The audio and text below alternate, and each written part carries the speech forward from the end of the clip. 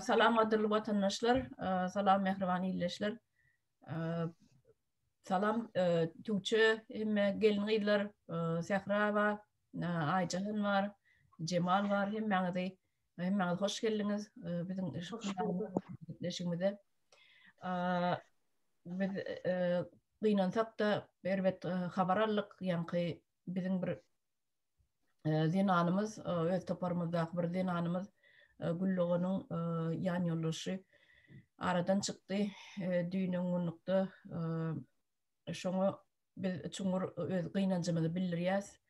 Gülloğan Allah size kuvvet versin.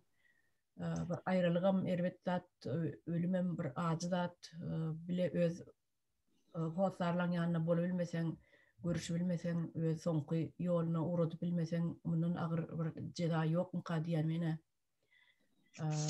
Aycahan. O salam edilesler geçecek.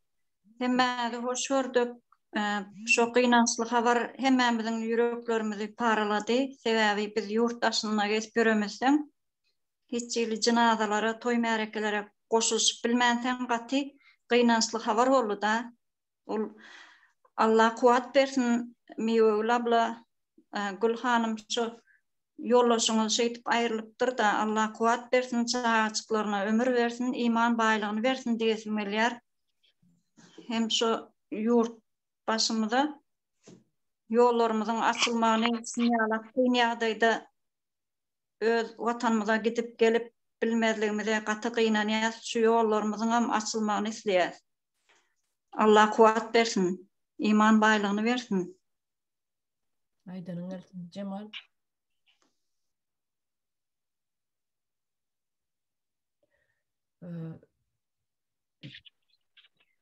İlaçımızın adamı yine telefonda görüntüde gördü. Ölene cenaze. Cemal sesin gelip gidip duruyor. Cenazasına gidip bilmedi. En son yoluna uğradı. Çok inandırıyor. Yatan yer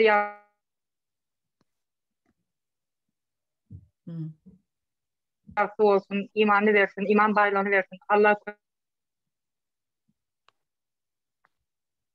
kömek etsin. Devlet yoluna gidip gelmemizi talep ediyoruz. Sağ ol Cemal, sağ ol. Sehra, mikrofonunu açıp aytıp belirsin. Selamun aleyküm vatandaşlar. Yine bir gezek. Mevuli gelince adamın ayrılıptır. Yatan yeri yaktı olsun. İyi de yarasın. Ören kıynandım. Hemen mara sizi ören yüreğime yakın adam deyip hasab eden için bana ören tesir etti. Tesir edenim şol ne hiddeyin size sezdim. Hemen beyliklerim Türkmenistan'a gidip bilen oklar. Karındaşlar ayrılanda, söygülü yarlar ayrılanda gidip bilen oklar. Olam ören tesir etti bana. Men şu gün içinde özüme gelip bilen ok. Allah'ca nasip etmesin. Yönü size Allah'dan dile getiren size sabır, hemen güç kuvvet versin. Sağ ol Tuğçe. Gül ablam başınız sağ olsun. İzi yarasın. Allah size güç kuvvet versin. Kayıtıp dört kesmesin yazıkları.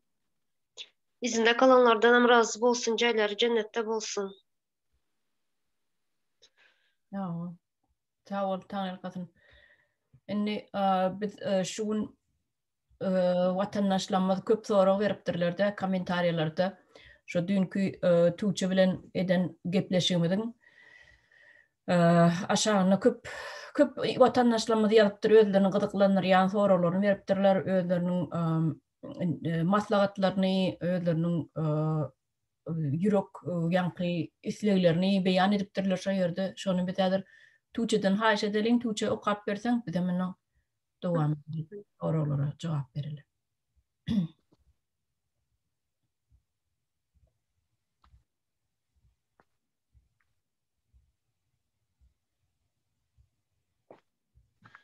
Sesim geliyor değil mi?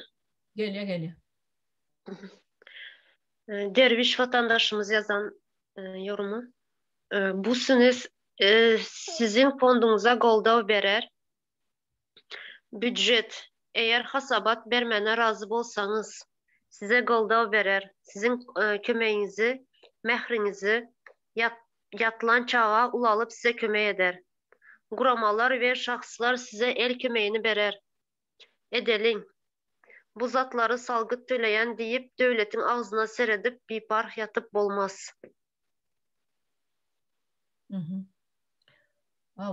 Son soru okuyacak mı? Okuyayım mı? Okay. Devlet kanun çıkarıyar ya da kömek beriyar. Kanun esasında. Ol bir çetten hemmesine den bolyar. Ağı garanı saygıran yok. Gase gase İngilizce yazmış. Çemelleşen ok. Kanun esasında ediliyar. Etmeli bolyar. Anladınız mı bilmiyorum. Gase diyenin neme düşünmedim ona. Yine neme Gase de yazmış. Tədədən bir tapar o kap koyverin.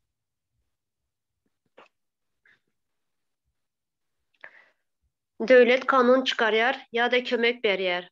Kanun esasında. Ol bir çetten hemmesine den bolyar. Ağı garanı saygıranı yok. Gase gase. Çemelleşen ok. Kanun esasında ediliyar. Etmeli bolyar.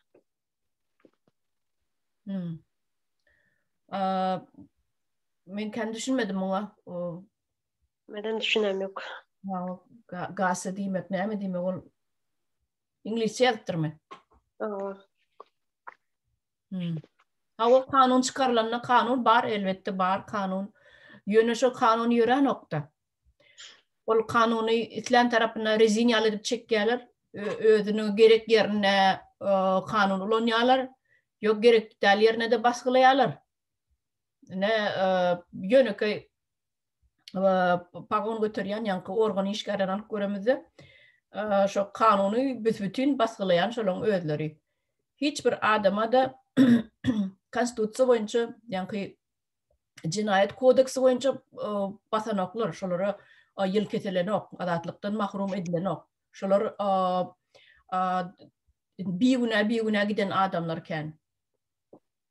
Ana şol konstitusiyanın yürümeyen yeri şu yerde. Özlerine gerek bolsa ulanyalar, özlerine gerek değil yerine de ulananoklar. Yani halk biraz etse, ana sen kanunu bozdun diyorlar. Özleri bolsa anim kanunu yüz etse bozuyorlar. Onu prosto yönü halk olara deyip bilenok, sen kanunu bozup şey diyor. Menin han günahım var olsa bu da kazat et. Yıl kesmeyen kanınız da kazat edin. Şayat getirin. Şayat tutup getiren şayatlarım tutup getiren şayatları onları taraf işleyedi. Onun halk ne emesin onun?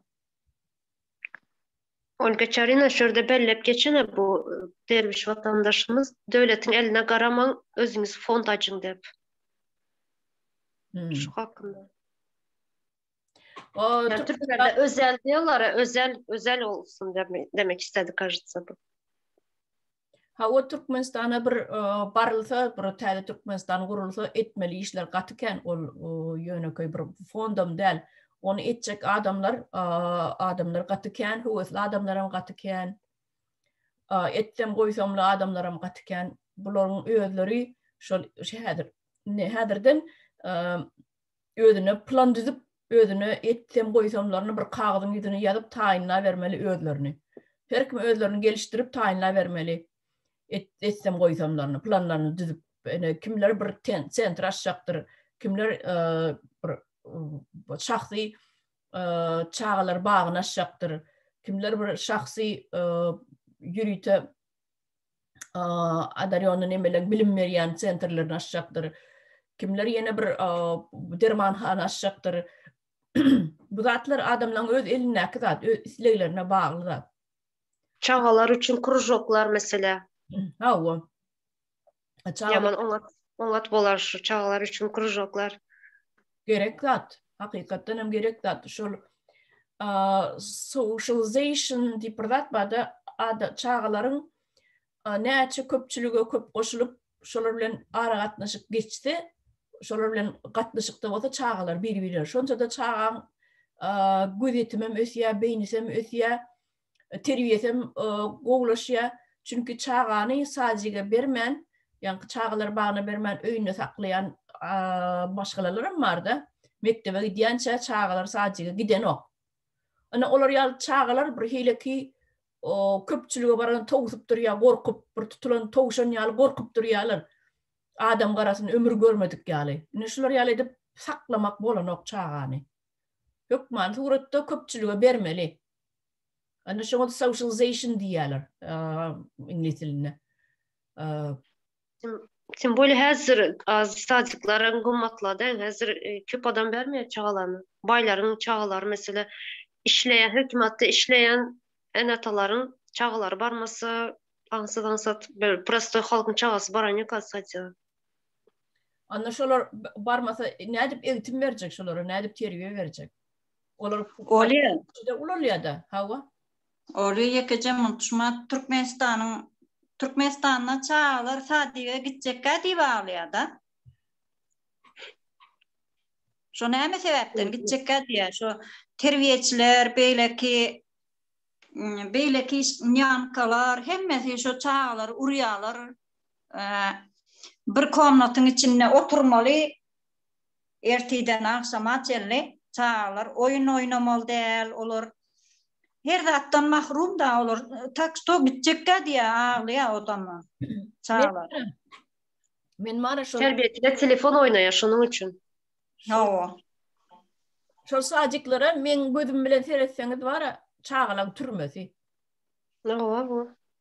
Hawa. Yok şo çağlar şo bir zadyň şaýady boldum men näme bir wagt tatyl bir terbiýeçi çağany urupdyr.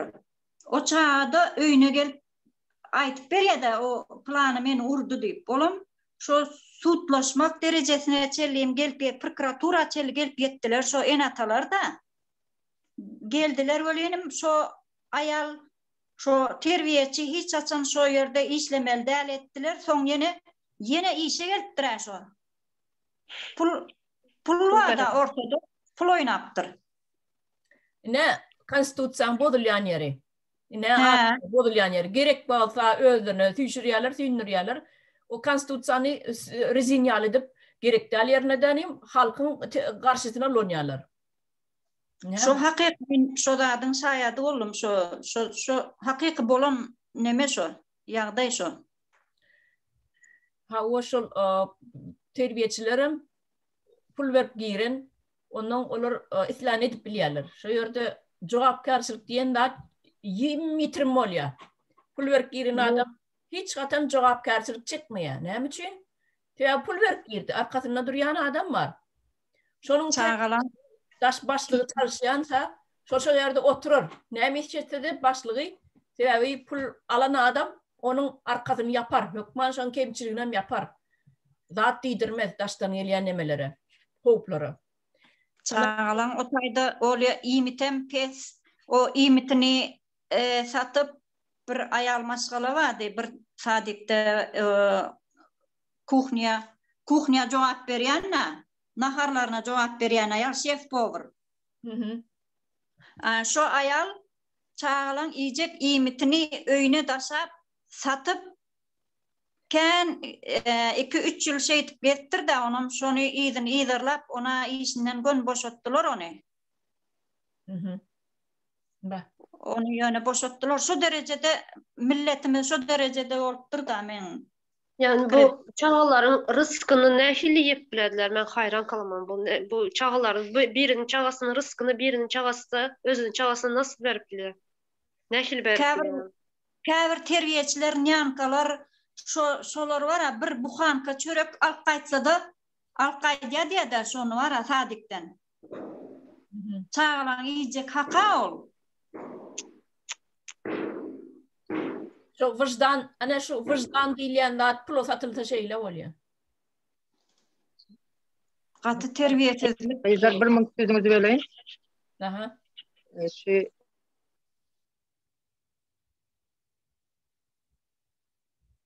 Sesi gitti öýteni. neme şu kuhnyasında işleyen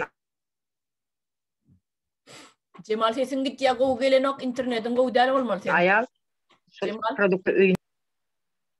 Cemal sen sesin gelip gidip duruyor sen internetin go dal olaymasa. Yoksa da sardıkıyorum internetine. Ne mikrofonun yaptın Cemal? Mikrofonun yapık Cemal. Yernedim barlı. Açtım şu var. Aydı ver. Nemesi arkayın öýüne daşat bilýär. Men onu anyk bilýän. Cemal abla Bir sadece de sinyal gowy garybyň çağasyny günersen ýatanda sen ýatan aklyp aýan. Bak go zatlar burun veriyor onu eşitlen nokta. Olya bu hakda ýollara açyp onu burdan öýle ýatyrýar. Onun üçin garyň çağlar hiç açan sadege men gitjekler diýip aglayan däldir garybyň çağı. Cemal abla sadece yep içeri. Men olary o zatlara öldürüm. Mektepde okanda mugallimler şu ikilikçi çağlar bolýar.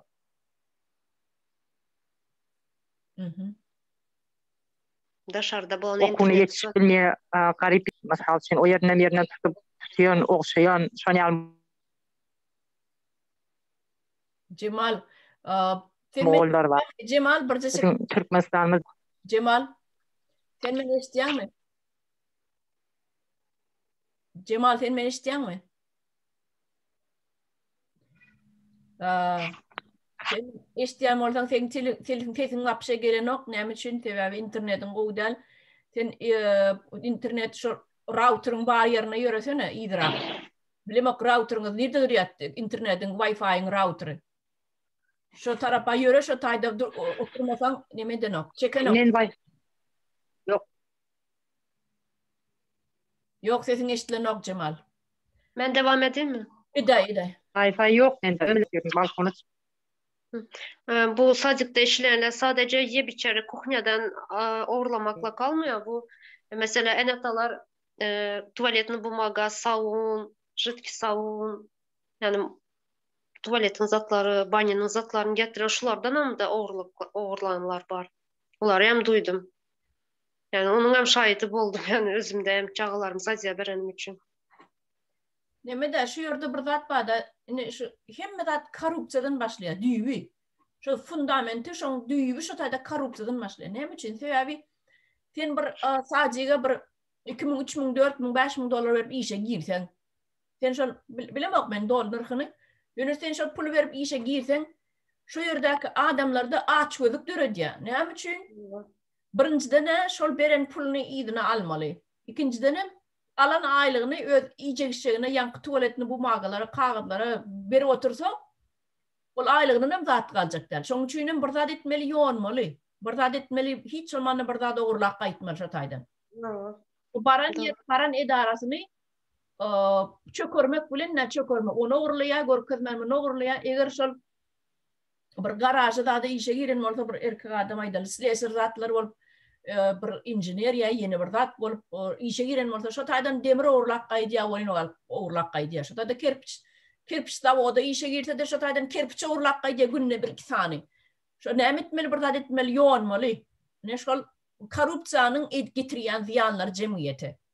Sen pul berip girdimi? Şoň beýnisinde otur. Sen pul berip girdimi? Bir zat ýonmaly, alyp gaýtmaly. Ne şolar ýaldy şu derejede korrupsiýanyň nähili jemgyýete ziýany bar. Olga Çarina, bu korrupsiyanın yüzünden Türkmenistan'ın hangi edarasını tutsanız hem çürük, şu sistema çürüdü. Korrupsiyanın yüzünden.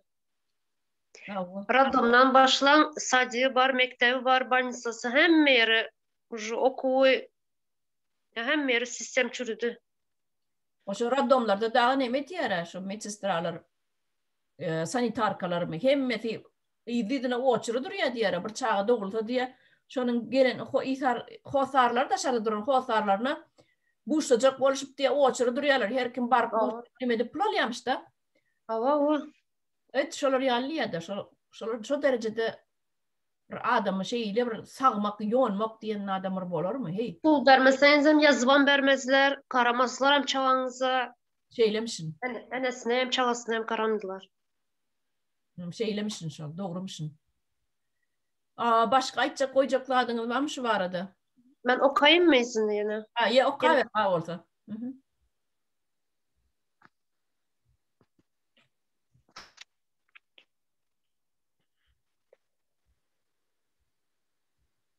Ene atalar, gayınlar koşulsa olar isleme tarap sayladılar. Köplenç maşkalanı gaytam yıkarlar. Käbirinin en atası yok. Maslahat salmana.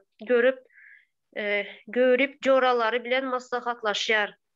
Maşkalan sırlarını daşına çıkarmak bolanok.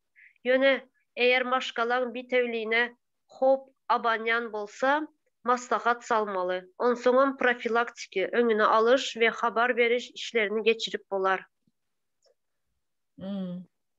O yeni ýankyýaly nime barada ýa-da şol maşgala barada, maşgalada döreýän kynçylyklar, agzalylyklar barada, ony maşgalada bolup geçen zatlary ýanky bir joralar bilen aýdaly paýlaşýar diýsek, her hil adam bar. Dogry maslahat berjek adam bar, seni ýoldan çykarjak adam bar. Adamlaryň içini bilip bilen okda. Kim sana dost, kim sana düşman. Neşler ýaly ýagdaýda görýbrak adamlar bar bolsa, belki dogrudan ýalňyş maslahat berýändirler ýoldan çykarmak üçin. Ýa-da şu ära ýaly aýryşdyrmak üçin. Bir san söz aýdaly bir san sözi şol maşgalany birikdirben biler, aýryşdyrban biler. Jorasy hakyky jora bolsa, ýa dosty şoň hakyky dost bolsa, dost beýtme, maşgala diýilýän zat bir jorap ýaly çalşylyp duran zat däl, maşgala diýilýän zat bir budamalyk bir ömürlük bolmalydyr. Beýtme dost diýse, şol gider de aýal bilen ýaraşar. Ya ýene biri bolsa, ýa bir görüp bolsa, ýa bir ters maslahat berip şoň üstüne gülmek isleýän bolsa, hawa sen diýe aýryş ýok et o aýalyňy diýer, sen aýalyňy diýe düýün plan ýerde de gördük diýer. Bir san söz başgalarny dağıdban biler, birikdirben biler. Ana şolar ýaly adamlar töwerek. Şoň üçin hem biziň diýänimiz şol garячий liniýalar, ýanky call centerler, İngilizce aýdamda call centerler diýilýär. Şoň ýaly çykdynsyz ýagdaýa düşeňde şolar ýaly bolmaly, şo Türkmenistanda şol ýaly call centerler bolaýmaly. Jaň edip depressiýa düşeňde jaň edip maslahat sorar ýaly. Bu arada yine de aýtjak adamlar barmy? Aýtjak goýjakladyňyz bolsa. Ben şu derviş vatandaşımıza köp sağ olsun aýtjak. Orada komentariyada mı yazdın sağ olsun dep. Köp sağ olsun böyle maslahatlar için. Böyle maslahatlar köp yorumlarda, komentariyalda yazsın. Bizlerim şuna göre berde çıkış edip. Awa bizim şu vatandaşlarımızın sorularına başardığımızdan cevap veririz. Nitip bolsa bu gepleşigimizden başagyna ýazyp bilersiniz, öz maksatlaryňyzy, niýetleňizi, arzularyňyzy, maslahatlaryňyzy başardığımızdan şey dip bizim cevap veririz. Inni bu ýerde şu gepleşigimizde de inni tamamlaýsak, sebäbi häzir bizde ýygnak başlamaly. Hemmemiz häzir ýygnaga barmaly. Saat siziň watyňyz bilen ýar bolup barýam, 10 bolup barýam, neçe bolup barýar? Ýar bolup barýar. Yani yarım saattan başlıyor. Onda aýjahan aýtjak goýjakladyňyz ýok bolsa ýa barmy?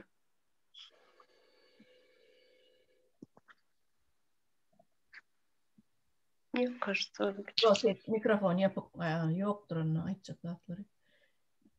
Olýan şu ýerde Tamamlaly. Vatandaşlar hoş sağ olun, gelip şu ünki gepleşigimizde gatnaşanyňyz üçin Jemalam Sehrada Tuğçe'de aýjagyna da hemmäňde ulakdan taýyrysyna aýdýan. Gadyrly vatandaşlar sizem saman oturun.